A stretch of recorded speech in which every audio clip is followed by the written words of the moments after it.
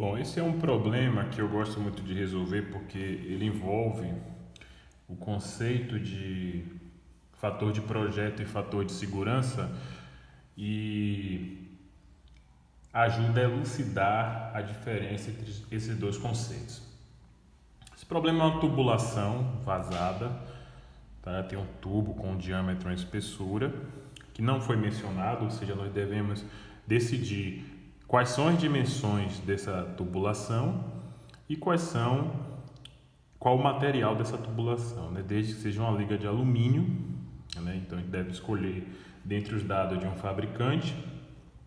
Essa tubulação ela tem um comprimento de 120 milímetros, esse pedaço dessa tubulação, então é a única dimensão que é fornecida.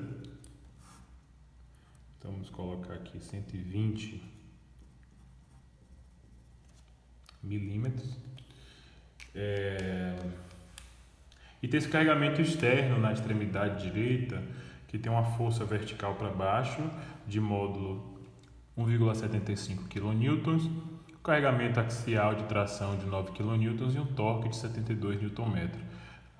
Essa tubulação está engastada na extremidade esquerda e aqui está colocado o sistema de referência XYZ. Primeira coisa a gente fazer é decidir qual o ponto crítico.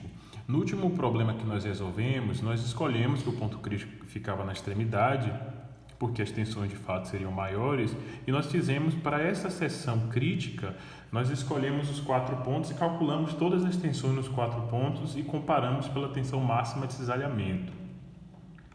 Nesse problema, não vai ser preciso fazer toda essa abordagem. Vamos mostrar que com a prática nós conseguimos perceber qual o ponto mais crítico sem precisar fazer bastante cálculo. Primeiro, todo mundo concorda que o ponto crítico é um ponto dessa seção, que é a seção que está fixa na parede, né? a seção do engaste. Então, a gente pode desenhar essa extremidade, essa seção novamente aqui, fazendo o diagrama de corpo livre, né? Eu quero descobrir o que é que está atuando naquela seção. Nós colocamos o carregamento externo, que é o torque, a carga vertical para baixo e a força axial P. Então, é fácil perceber o seguinte, que os carregamentos que atuam na extremidade esquerda, nós vamos colocar aqui, são uma carga de mesmo módulo aqui axial, né? Mesmo módulo P, que é para equilibrar no lado esquerdo, ok? Temos um esforço cortante, uma carga vertical V, que é que vai equilibrar essa carga F. Essa carga V vale exatamente, tem o mesmo módulo de F, certo? O torque, né, o momento, ele está no sentido oposto, para equilibrar, e precisamos só considerar o momento que a força F exerce. Somente a força F que exerce momento nessa seção esquerda aqui. Então a gente pode fazer somente esse cálculo aqui. Vamos colocar novamente o sistema de referência para facilitar. Então se a gente coloca aqui y, x, z, a força F ela zera o momento com relação a z, né? Então fazemos aqui somatório dos momentos em relação ao eixo z é igual. Aí a gente pode supor um momento nessa direção aqui, mz positivo, mz, mais o momento gerado pela força F, aqui, que também está no mesmo sentido que a gente arbitrou o mz, que é igual a F vezes essa distância, que é 0,12 metros, ou 120 milímetros. Então, 0,12F igual a 0, mz menos 0,12F, mz menos 0,12 F é 1,75 kN, então vezes 10 a terceira, então mz vai dar menos 210 Newton metros. Então, o sinal menos indica que o momento, na verdade, está no sentido oposto, né? Ele age no sentido para cá, né? Para a direita. Então, vamos colocar assim: o sentido correto de MZ, né? Esse aqui é como se tivesse, a gente desconsidera para nossa análise. Na verdade, ele age naquele sentido. Então, se nós chamarmos os pontos semelhante como fizemos na outra abordagem, vamos chamar aqui de A, B, C e D aqui os pontos da seção. O que é que acontece? A gente vai, sem fazer os cálculos, descobrir qual é o ponto mais crítico. Primeiro, o efeito da carga axial é igual em todos os pontos, então ela não vai ser nenhum diferencial. Segundo, o efeito da torção, dessa carga de torção aqui, desse esforço interno, é gerar uma tensão de cisalhamento, também igual em todos os pontos, então não é diferencial. Então o diferencial está no efeito da força cortante e do momento. A força cortante, nós vimos que é zero nas extremidades e máxima nos pontos D e B. Então, a tensão de cisalhamento gerada pela força cortante é máxima no ponto D e B. Então, sem analisar nenhum outro ponto, a gente sabe que o ponto crítico é B e D.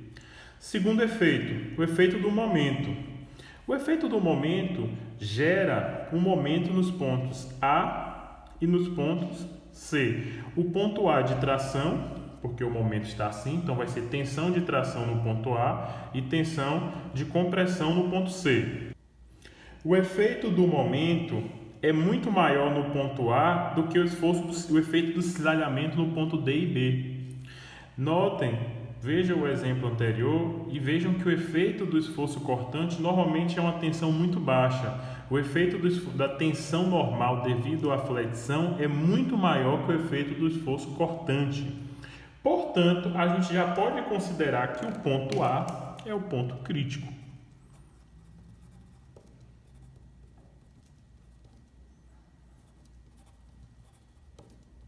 Então, nós dimensionamos para o ponto A. O ponto A vai estar submetido a uma tensão normal,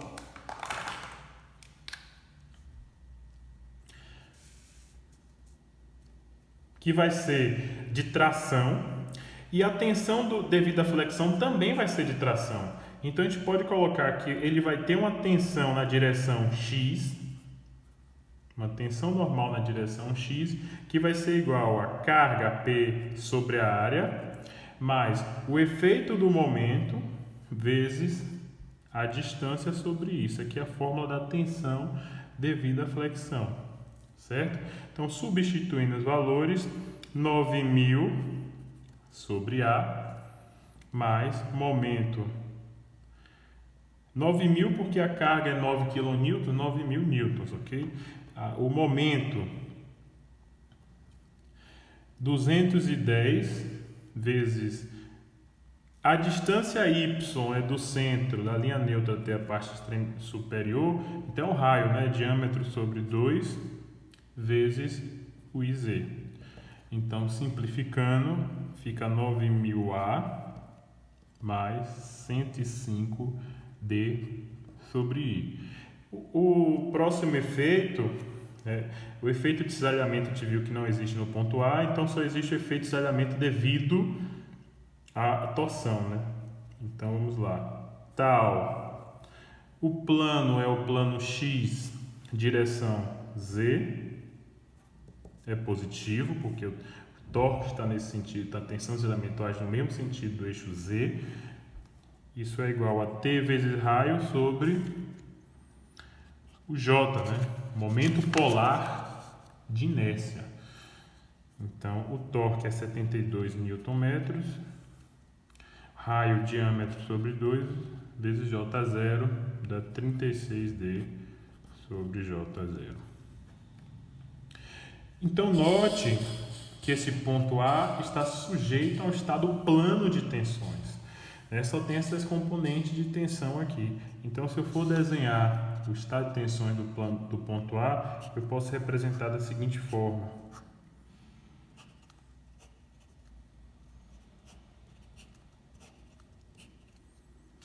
Sigma x e tal xz. Lembrando que aqui está o sistema de coordenadas projetado. Existe uma fórmula simplificada da tensão de von Mises que é para estado de tensões plano, para estado plano de tensões, que é exatamente dessa forma aqui, ó, sigma' sigma x ao quadrado menos sigma x sigma y mais sigma y ao quadrado mais 3 tal xy ao quadrado elevado a meio. Essa fórmula está no seu livro de elementos de máquinas, que permite que eu encontre a tensão de von Mises sem precisar encontrar as tensões principais. É muito útil. Eu não preciso fazer aquela abordagem de encontrar as tensões principais. Nesse caso, eu não tenho sigma y, então esse termo aqui zero, esse termo aqui zero também. Então, a tensão de von Mises no nosso exemplo aqui pode ser encontrada como sendo sigma x ao quadrado mais 3 tal xy ao quadrado, tudo isso elevado a meio, na raiz quadrada. Agora eu preciso entrar na questão do material, Eu preciso encontrar um material que seja o material que vai ser feita essa tubulação do nosso problema. Aqui eu abri o catálogo de um fabricante, não é propaganda, eu peguei qualquer catálogo aleatório, que você pode ver que em qualquer site fabricante se encontra. Nesse caso aqui eu estou procurando para a liga de alumínio 6061. Esse catálogo aqui ele apresenta algumas características do alumínio e tal, a composição química, em termos das quantidades de cada elemento que faz parte da composição do alumínio. E é lógico, eu não estou entrando em consideração questões de resistência à corrosão, qual o ambiente que essa tubulação vai estar. Porque, por exemplo, você pode ter uma tubulação que esteja em uma atmosfera que seja corrosiva. Então, é um critério que você deve utilizar na seleção do seu material. Eu não estou entrando aqui nesse mérito, eu só quero mostrar a vocês como é que é feito. Então, vamos lá. Eu vou pegar a propriedade desse alumínio, aqui, liga 6061. E eu vou pegar a tensão de escoamento desse material. Ok? Observe que existem duas situações de têmpera, e eu vou pegar essa aqui que é maior, com a têmpera T6. Observe que ele parece ser mais resistente, porque tem maior resistência à tração. Para o nosso dimensionamento, a gente só precisa dessa informação aqui, que é a tensão de escoamento. Observe que o material tem que fornecer essa informação. Então, 240 megapascal, Newton milímetro quadrado. Então, eu vou utilizar esse valor de 240. Então, nós escolhemos a liga de alumínio 6061, cuja resistência a escoamento eu encontrei 240 megapascal. Eu não quero trabalhar exatamente nesse valor 240. Então, o que é que eu faço? Eu utilizo um fator de projeto. Lembre-se, fator de projeto ele é estimado, ele é um ponto de partida. Então, eu vou escolher o meu fator de projeto.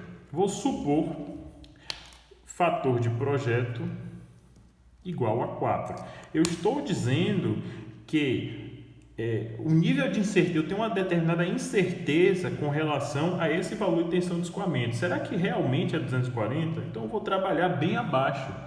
O fator de projeto, ele diz respeito às incertezas que você tem naqueles resultados. Eu não fiz um teste naquele material, nas condições de operação, então eu uso um fator de projeto. Estou escolhendo igual a 4. Algumas normas vão nos conduzir, vão nos orientar de qual fator de projeto escolher. Então, sempre que você for fazer um projeto, procure saber se existe uma norma que vai nortear a escolha do fator de projeto. Então, se o fator de projeto é igual a 4, eu estou dizendo o seguinte: a minha tensão de von Mises tem que ser menor ou igual que a tensão de escoamento dividido pelo fator de projeto. 240 dividido por 4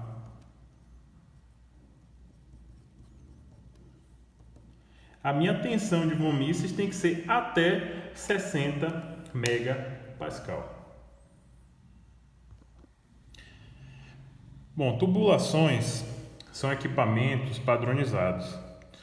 Então você tem as empresas que fabricam tubulações possuem, né, as suas tubulações com dimensões padronizadas, ou seja, existe uma série de diâmetros com a combinação de espessura que você deve comprar desde que atenda às necessidades do seu projeto.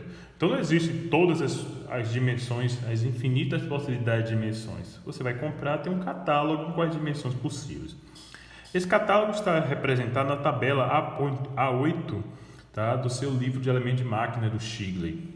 Esse primeiro valor aqui é em polegadas, e essa segunda tabela, que é que vamos utilizar, ela está em milímetros e centímetros. Esses valores aqui estão em milímetros, e esses aqui são dimensões de centímetro.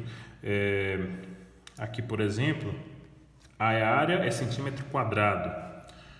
Momento estático de segunda ordem, o I, centímetro a quarta, certo? Raio de giração, centímetro. Módulo da seção, centímetro cúbico.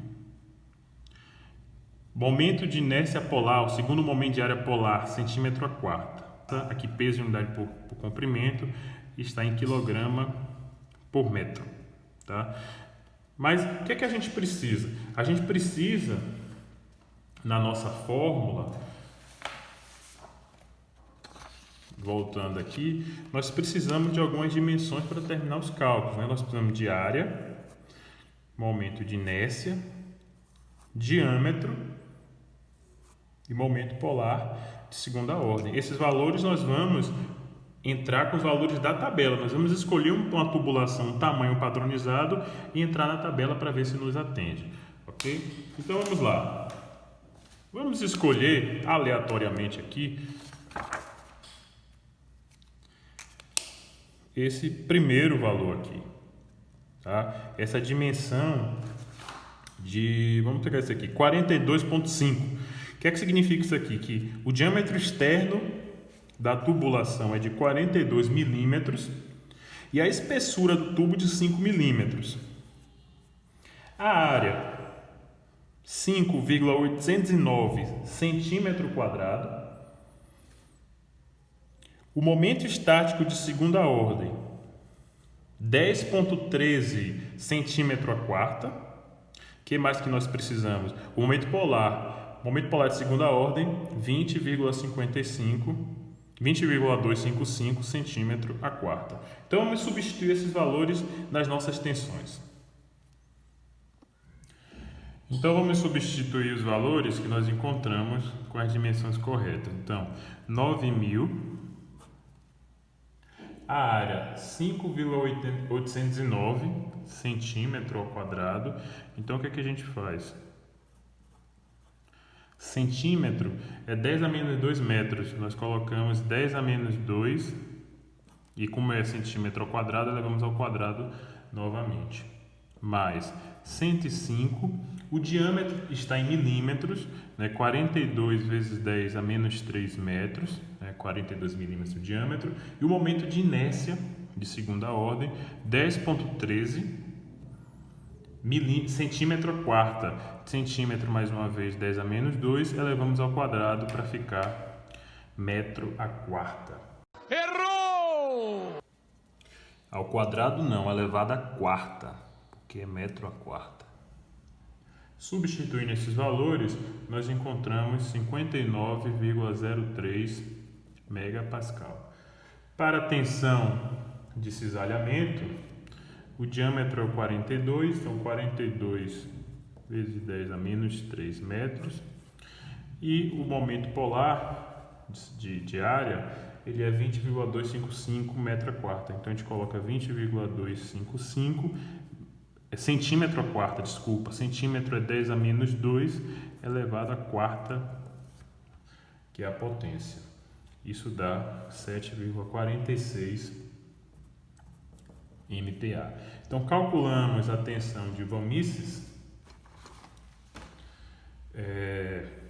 A fórmula de Van Mises nós colocamos para tensões, para situações, né, de tensão plana, para o nosso caso, a gente já colocou que é sigma x ao quadrado mais 3 tal xy ao quadrado elevado a meio, ou seja, raiz dessa quantidade aí. Então, substituindo os valores, vamos colocar aqui 59,03 ao quadrado mais 3 vezes 7,46 ao quadrado na raiz, né? Fazendo essa conta, nós encontramos 60,43 megapascal. Qual foi o nosso valor, a nossa condição para prevenir a falha? A nossa condição foi que a tensão de von Mises encontrada tem que ser menor ou igual que a tensão de escoamento dividido pelo fator de projeto que a gente chutou, que a gente estimou. A tensão de escoamento foi 240 e o fator de projeto eu usei igual a 4, forneceu 60. Só que 60,43 não é menor que 60. Então, essa tubulação, nessa dimensão que a gente escolheu, não serve. Então, se esse valor de tensão não serve, né, essa tubulação não serve para a gente precisa escolher uma outra tubulação. Então, nós vamos voltar para a tabela A.8 do livro do Stiglitz e escolher o quê? Uma dimensão maior, porque a gente consegue tensões menores. Então, vamos pegar a dimensão imediatamente acima daquela que a gente escolheu. Então, temos aqui as dimensões da tubulação, novamente a tabela. A dimensão de 42 por 5 foi a que nós escolhemos na primeira tentativa, nós vimos que não serve, utilizando o fator de projeto que a gente escolheu. Então, imediatamente acima, temos 50 milímetros por 4. 50 milímetros de diâmetro externo, 5,778 centímetros quadrados de área, 15,409 centímetro a quarta de momento estático de segunda ordem e o momento polar de segunda ordem, 30,810 centímetro a quarta. Aí precisamos substituir esses valores na fórmula.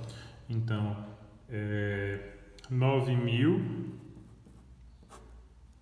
dividido por 5,778 centímetro ao quadrado. Então, para transformar em metro, 10 a menos 2.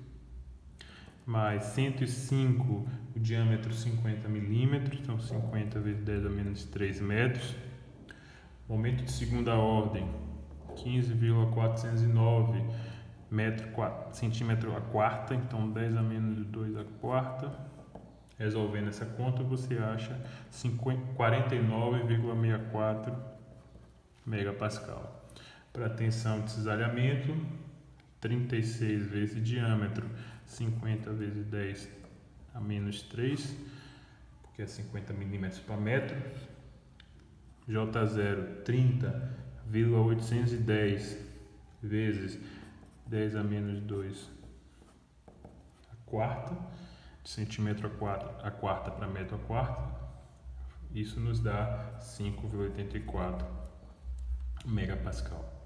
Substituindo na equação de von Mises, então, a sigma linha, né, a tensão de von Mises, ela vai ser igual a 49,64 ao quadrado mais 3 vezes 5,84 ao quadrado, tudo isso elevado a meio, né, na raiz quadrada. Isso nos fornece 50,66 megapascal.